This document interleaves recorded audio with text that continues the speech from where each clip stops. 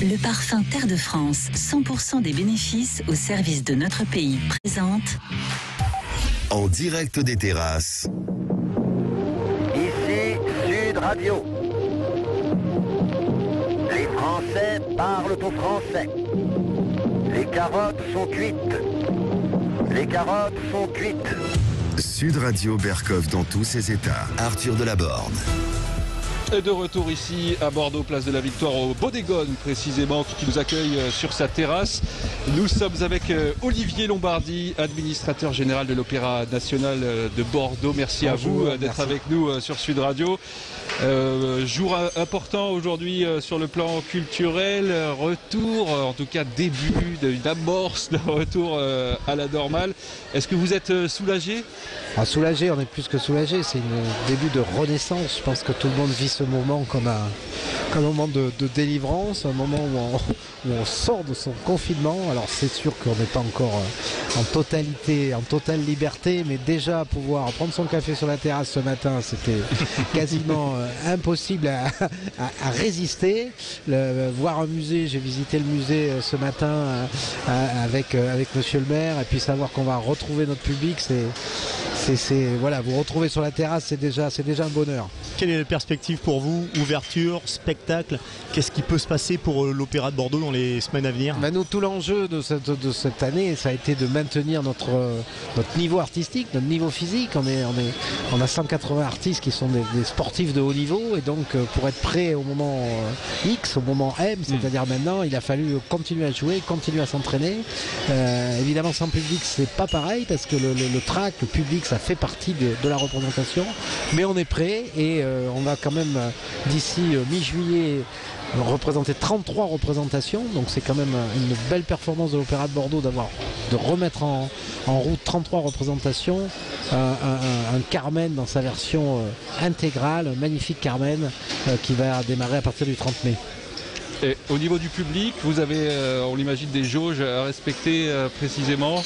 Oui, bien sûr. Alors, très important, c'est le protocole sanitaire, c'est-à-dire continuer à faire attention. Je pense que c'est un des gros enjeux qu'on a collectivement à avoir, c'est-à-dire à la fois pouvoir vivre ensemble, pouvoir faire la fête, et à la fois être prudent, parce que le pire, ce serait un retour en arrière. Donc on est très attentif à tenir haut la garde, maintenir les directives qu'on nous donne. Les jauges vont petit à petit se dégager si on y arrive, donc c'est-à-dire 35%, un tiers aujourd'hui jusqu'au 8 juin.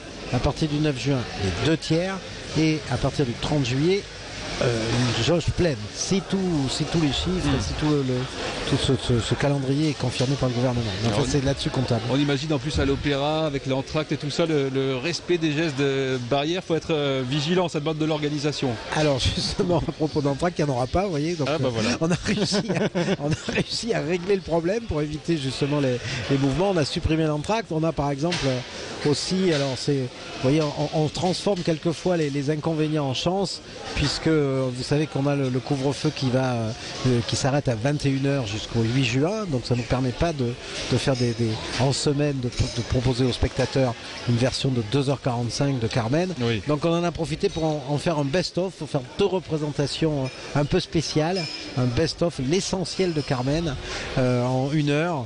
Et ce qui nous permettra d'ailleurs de l'offrir à des spectateurs qui sont peut-être moins habitués à venir à l'opéra, pour une formule à 8 € et avoir on espère l'accessibilité pour la première fois d'écouter une voix qui chante Carmen avec des airs que évidemment tout le monde connaît. Vos danseurs, vos danseuses, il y a une difficulté physique, vous l'avez abordé très brièvement. Comment ils ont fait pour rester au niveau physiquement, au niveau artistique aussi, parce que là on ne pouvait pas s'entraîner nombreux dans des lieux fermés?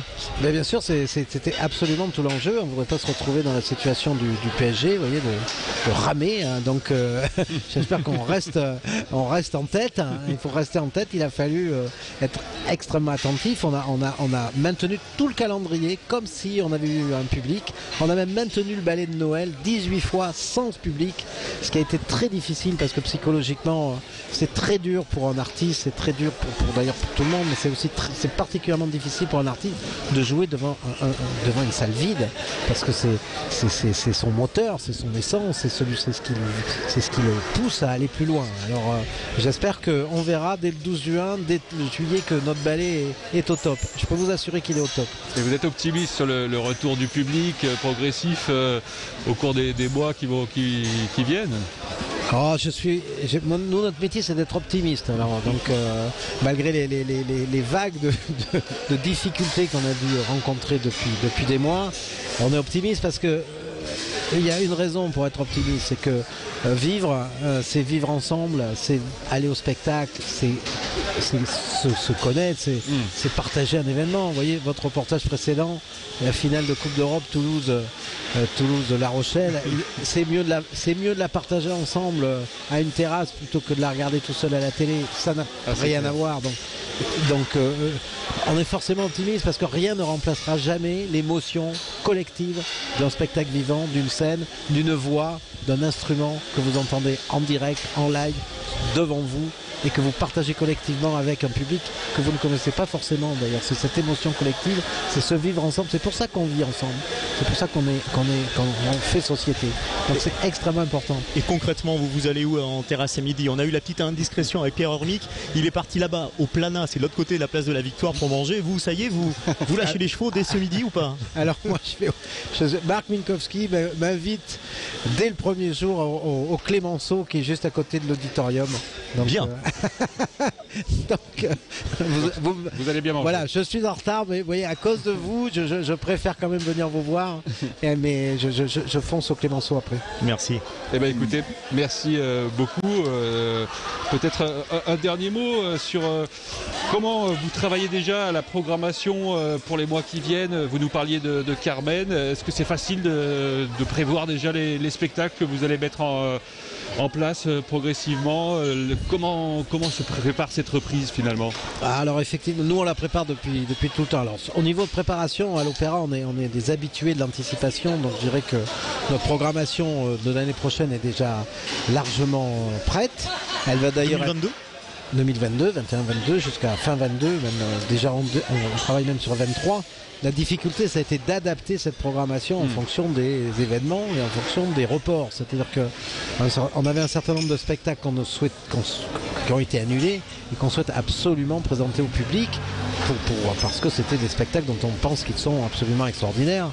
Et donc, évidemment, ils s'accumulent avec ceux qu'on avait prévus sans annulation. Donc, paradoxalement, l'année prochaine, on aura une saison extrêmement riche qui sera présentée d'ailleurs le 17 juin au Grand Théâtre, à l'Auditorium, pardon. Eh bien, écoutez, on invite tous les Bordelais et puis même bien au-delà, tous les Français à venir ici à l'Opéra de Bordeaux. Merci beaucoup d'avoir été avec nous.